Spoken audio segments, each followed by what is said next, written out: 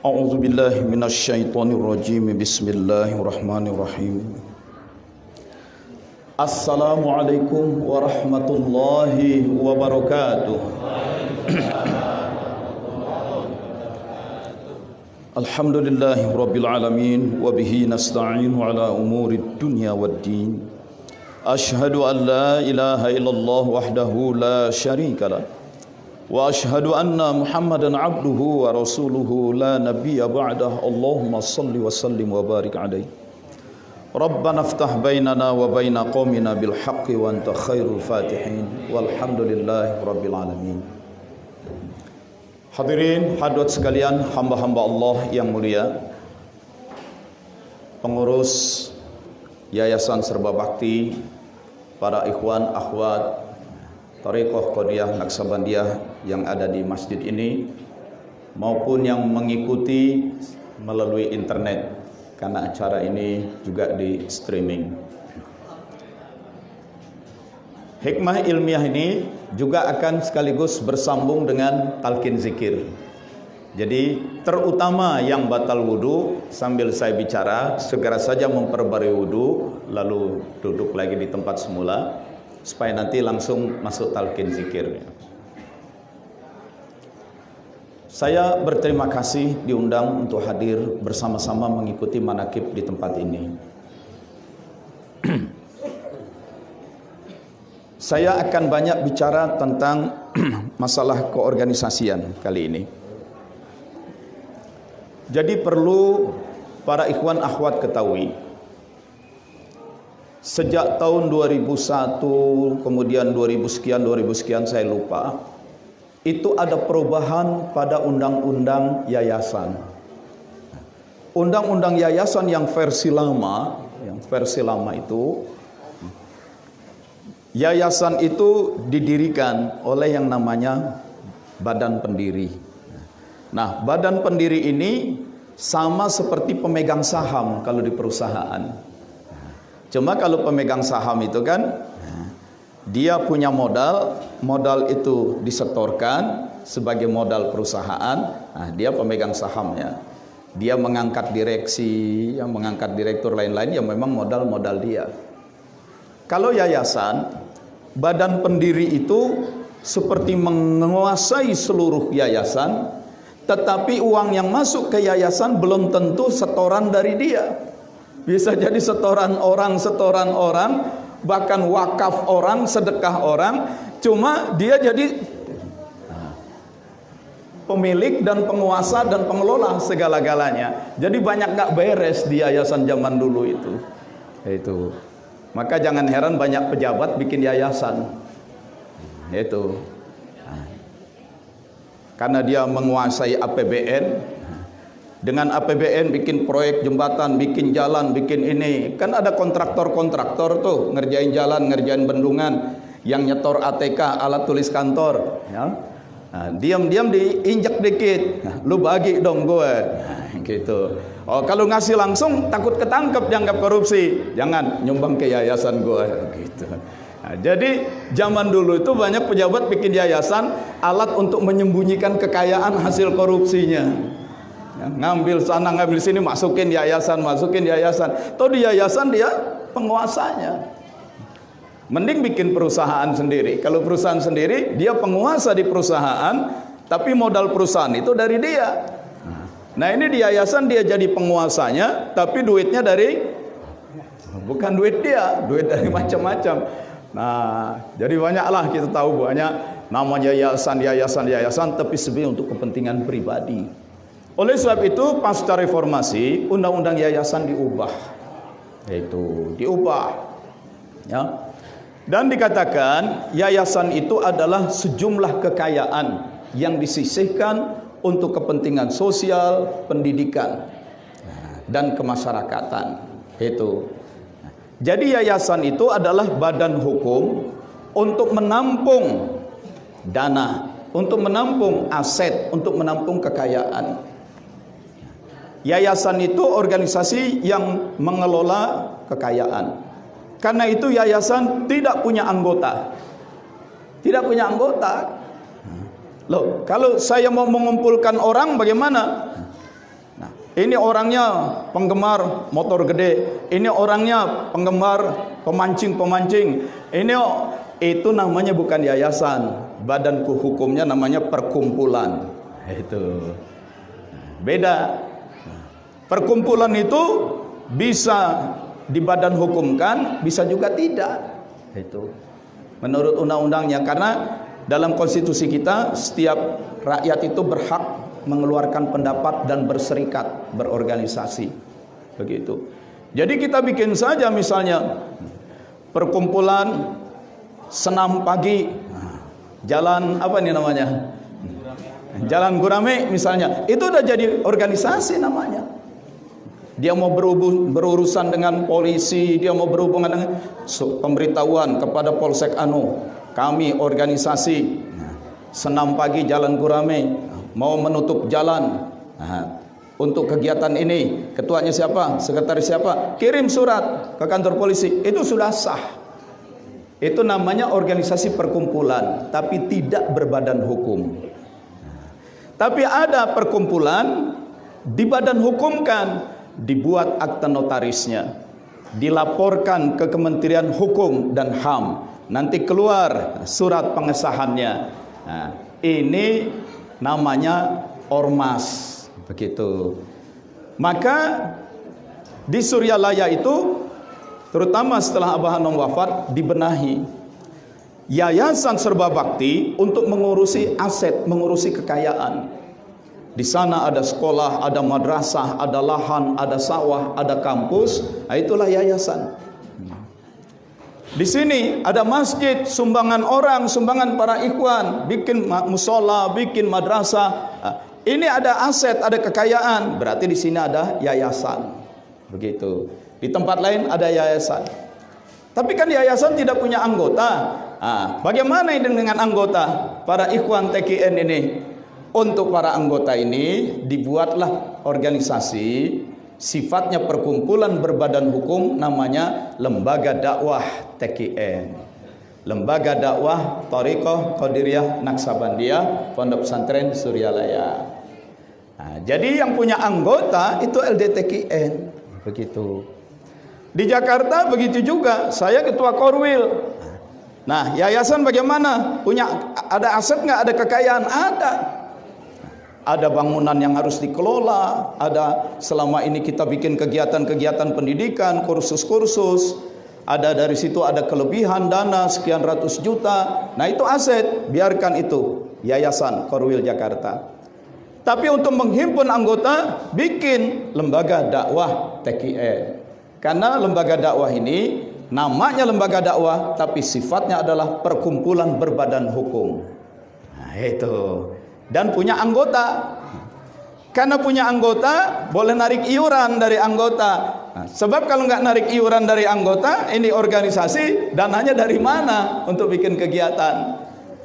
Yayasan tidak punya anggota. Yayasan tidak bisa menarik iuran, ya anggotanya aja nggak ada. Itu. Loh, tapi kan yayasan itu punya musola, punya kegiatan pesantren, pengajian. Orang itu semata-mata jamaah mau nyumbang kasih sedekah, ya boleh. Itu sedekah bukan iuran. Wah, kalau gitu hebat dong, anggota ada iuran, berarti akan lebih banyak dapat iurannya. Belum tentu. Itu bisa jadi yayasan yang tidak punya anggota hanya nerima sedekah, tapi nerimanya lebih banyak sedekah daripada iuran. Bisa jadi. Itu.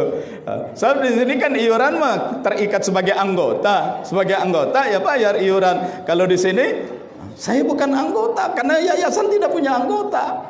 Tapi yayasan ini aktif, bikin ini, bikin itu, bikin ini, bikin itu, melayani kepentingan rohaniah saya. Nah, dari mana itu pengurus yayasan bikin begitu dananya? Kalau bukan dari kita, nih sedekah dari sini, bisa lebih banyak dapat dari sedekah. Itu. Karena persoalannya siapa yang paling banyak memberikan pelayanan. Itu.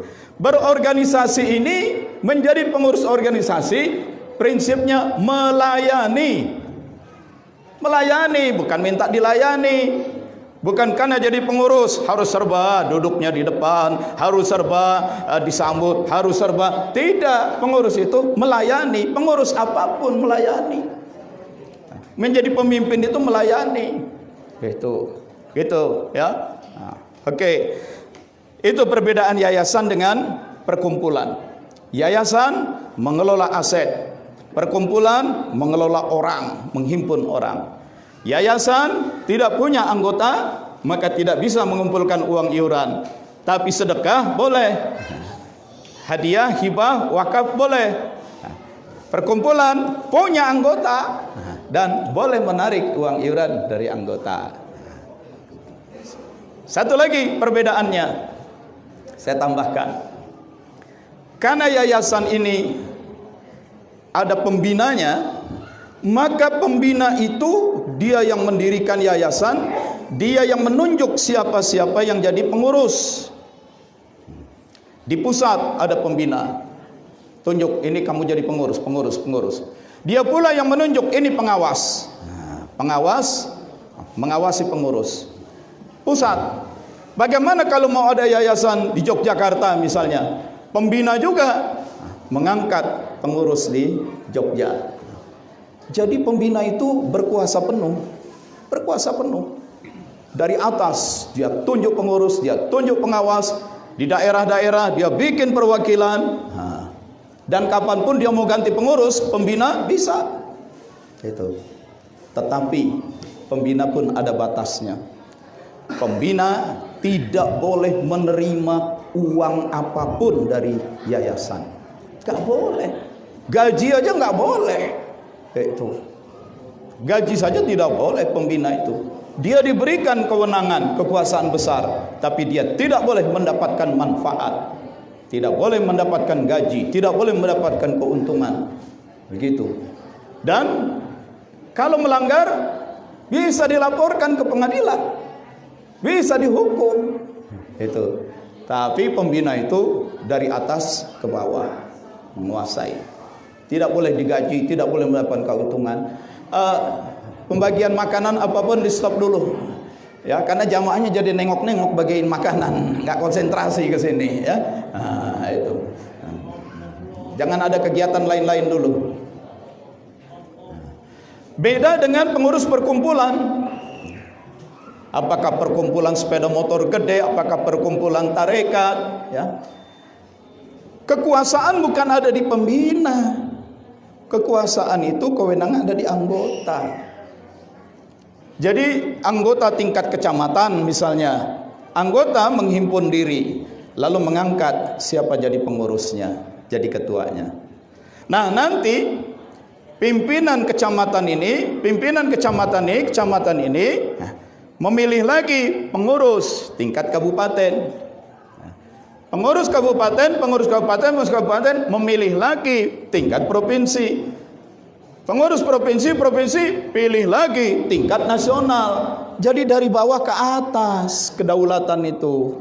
Pemimpin itu dipilih dari bawah. Bahwa untuk pertama kali kalau kita bikin organisasi, ya kita bikin dulu tingkat nasional, ya. Nanti bikin baru provinsi, bikin kabupaten, bikin tingkat kecamatan, bisa jadi tingkat kelurahan atau desa. Itu pertama kali. Tapi setelah satu periode, maka yang dari bawah pilih ke atas. Kedaulatan itu di bawah.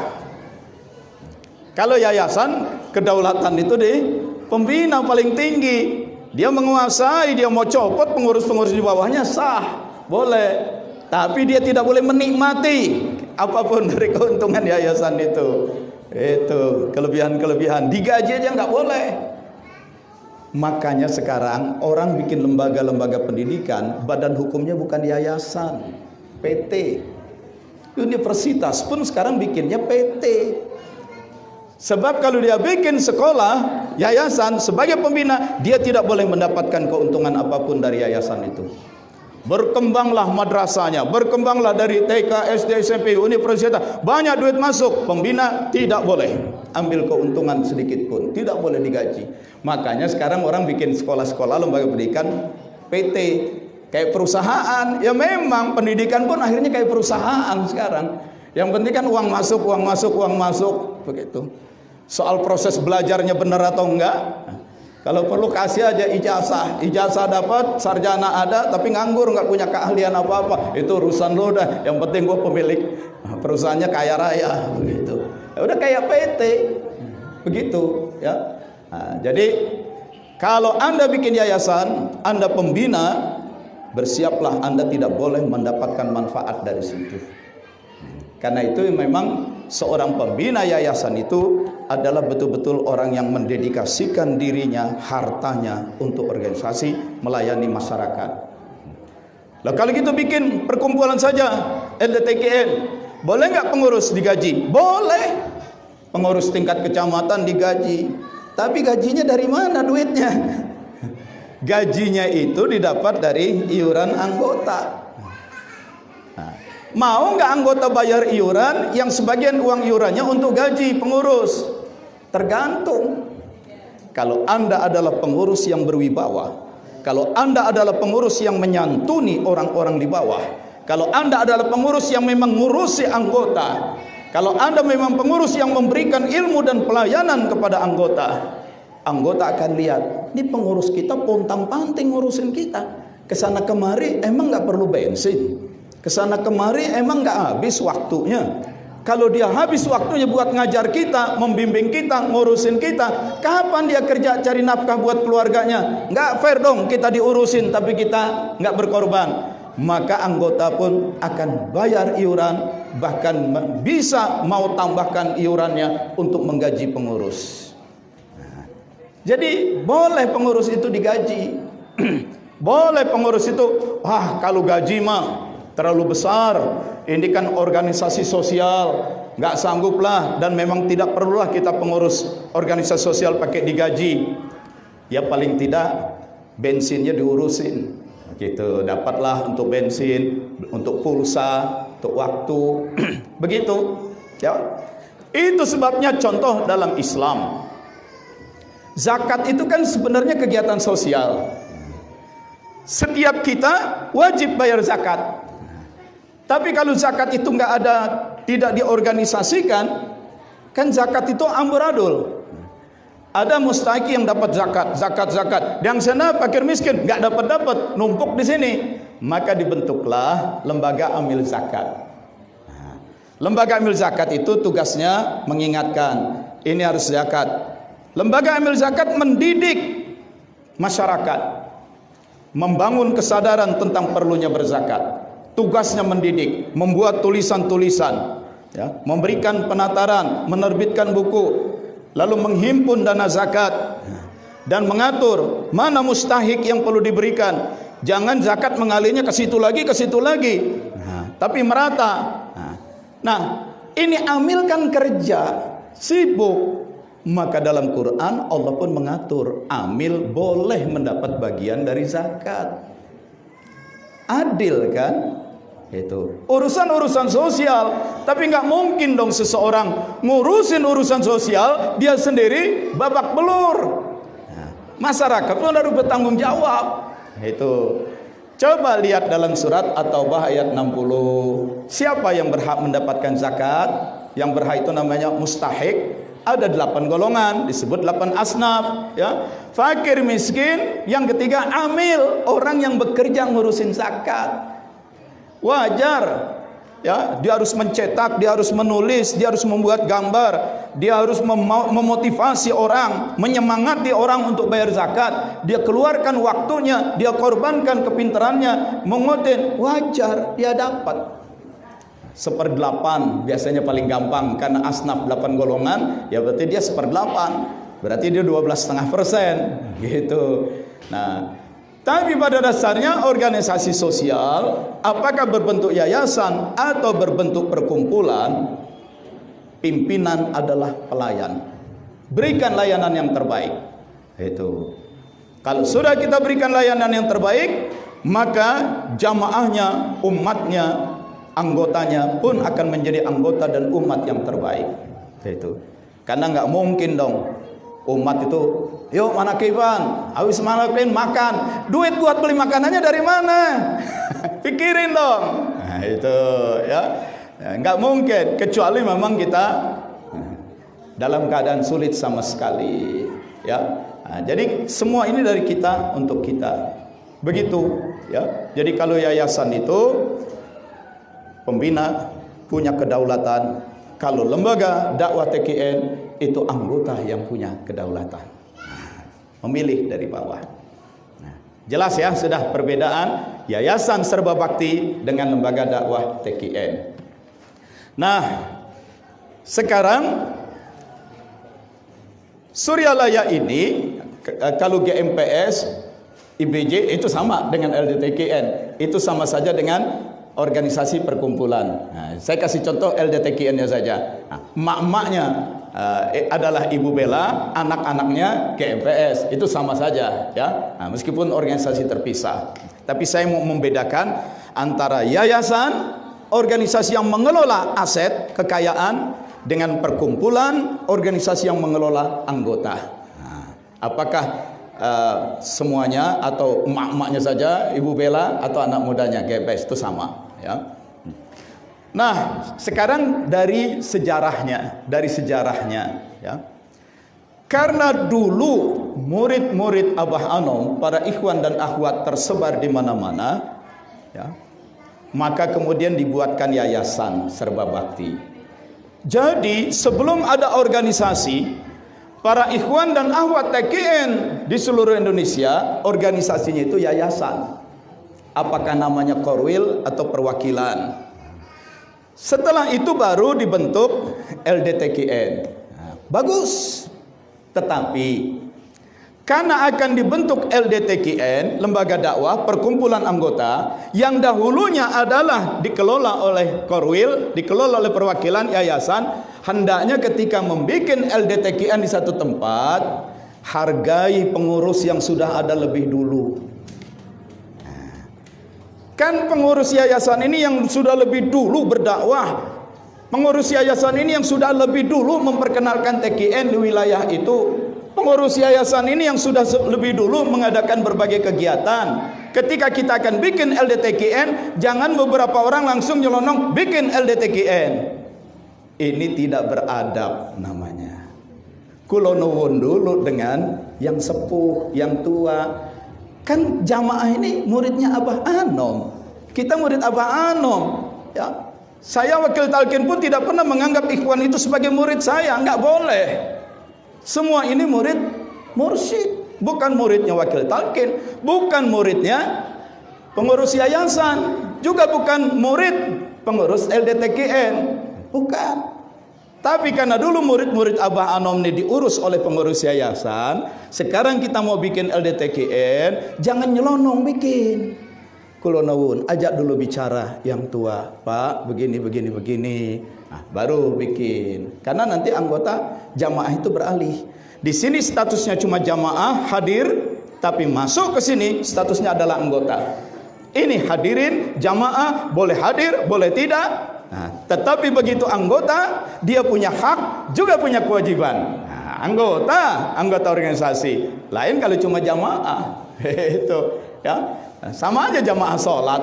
Udah azan, udah qomat, dia mau datang dari awal, dia mau masbuk, silahkan. Nah, tetapi selama ini kan yang mengembangkan dakwah di situ pengurus yayasan. Sekarang para jamaah mau diajak berorganisasi jadi LD, jadi anggota, punya hak, juga punya kewajiban. Tapi pembentukan itu bicara dulu dengan pengurus yayasan. Apakah boleh pengurus yayasan juga masuk pengurus LD? Boleh. Sangat boleh. Ini kan ngurusin aset, ngurusin kekayaan, ngurusin masjid, ngurusin pesantren, ngurusin madrasah. Kalau di sini kan dia sebagai ikhwan, sebagai anggota, dia boleh ikut bergabung. Apakah jadi anggota saja atau jadi pengurus? Boleh. Itu. Mau jadi ketuanya juga boleh. Cuma jangan dibiasain. Ya. Di banyak daerah dia ketua MUI, ya, dia ketua Dewan Masjid, dia pejabat KUA, dia pengurus lembaga ambil zakat, dia pengurus ini, pengurusnya, tapi nggak ada yang jalan organisasinya. Jabatan aja banyak sana kemari, tapi organisasi yang nggak ada yang jalan. Cuman nampung kalau ada sumbangan dari pemerintah pusat, dari masyarakat, dia yang nerima duluan. Tapi jasa manfaatnya ke masyarakat nggak ada pelayanannya. Akibatnya organisasi itu wujuduhu ka'adamihi, keberadaannya seperti ketiadaannya. Ini banyak di daerah-daerah gitu. Nggak boleh gitu. Siapa yang jadi pengurus, dia harus berbakti melayani anggotanya. Begitu. Ya, ada tanggung jawab gitu. Kita jangan biasakan rangkap-rangkap jabatan tapi kerja enggak. Itu. Ya. Aib bagi kita itu. Kenapa aib? Karena di akhirat ada pertanggungjawaban. Ada pertanggungjawaban. Tiap sen yang kita peroleh, yang makan itu ada pertanggungjawabannya. Hati-hati. Oke. Nah, jadi pengurus yayasan boleh jadi anggota atau pengurus lembaga dakwah. Itu pembentukannya musyawarah baik-baik, begitu. Ya. Nah, selanjutnya, jadi silakan bentuk lembaga dakwah TKN Kabupaten Tangerang. Bentuk, memang itu amanat dari pusat untuk menghimpun para anggota. Tapi lagi-lagi pembentukannya gunakan adab sopan santun terhadap pengurus yayasan yang selama ini sudah melakukan bimbingan pembinaan kepada para ikhwan dan akhwat. Musyawarahkan semua. Karena ujung-ujungnya menjadi pengurus yayasan atau LD, menjadi pengurus adalah menjadi pelayan. Harus melayani. Lalu hal yang lain. Ini sudahlah soal organisasi sudah ya.